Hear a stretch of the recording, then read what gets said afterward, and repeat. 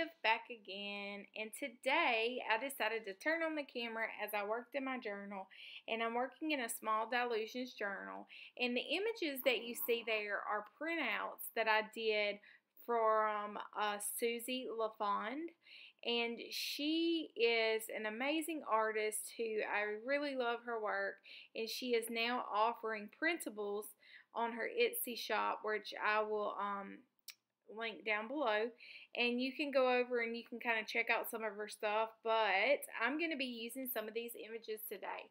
And so one of them, as you see here, I'm just going in, it was like it's sewed,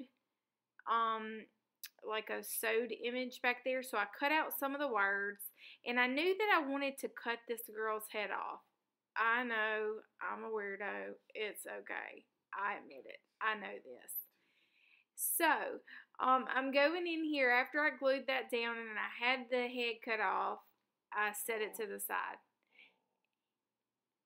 And then I'm going to go in here with the gesso and a palette knife to kind of bring the background and that collage piece together.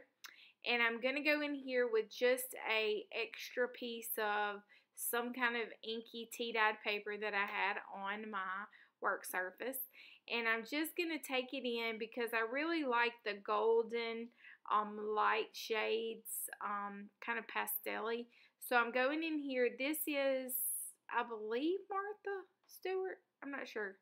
And I'm going to go in here with some of that, I think it's called warm gold or warm, don't quote me on that. I'm not real sure. And so I'm just going in here and adding some additional values to the background and creating a little depth. And I grab my little masking tape because, well, I love masking tape. I can't help it. I guess masking tape should probably sponsor one of my videos. Side note, just joking. I don't have any sponsors. I'm not that fancy. And so then I decided, ooh, I want to cut around. So voila! Thank you, technology. You didn't have to sit there and watch me fussy cut. And I decided that I wanted to take off another little bit of like sewing from one side, like kind of where the right side had sewing. I wanted to bring sewing and like scraps of fabric over to the other side. So I just kind of trimmed that down, glued it right down to that tea-dye paper that I had. And adding a little more gesso and some scribbles because I'm wild and scribbly. And then I'm going to, I believe, glue this girl down. And if you've ever been in a workshop with me or at one of my retreats, you know that I talk about floating. Like, I don't like images just to float in outer space. I don't know, it's just a weird thing. It's kind of like I don't like drawings with heads and no necks. I don't like, I just don't like floating images. I don't know. It's weird. So I'm going to kind of figure out a way to weigh this girl. And I say weigh, but kind of ground. So think of like attaching it to the ground, to the floor. And I felt like it needed more than just me gluing her down, because I wanted the head to be like suspended, and I don't know. I was working through some things, guys. And so I decided that I wanted to take like a little edge piece. I'm not sure if I actually did that or what. Yeah, I did do it. And glue that down.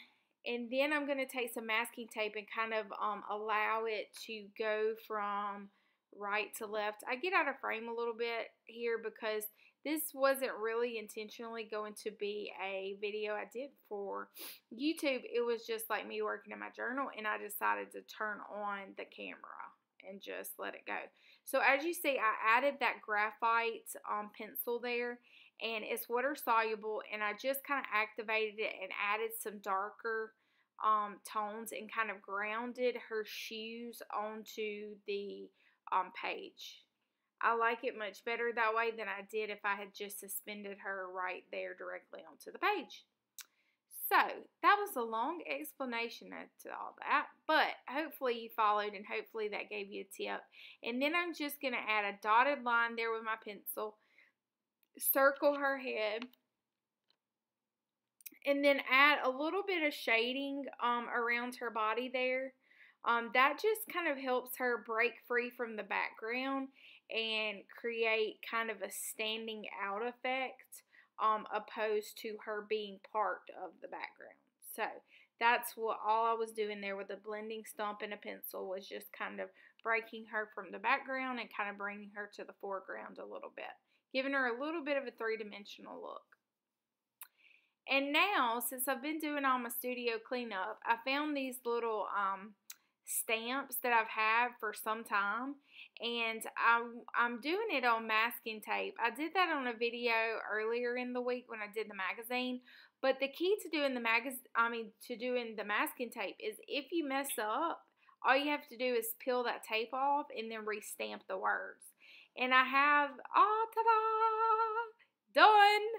Some days I feel like I'm losing my head. Until next time, toodaloo, guys. Go check out Susie.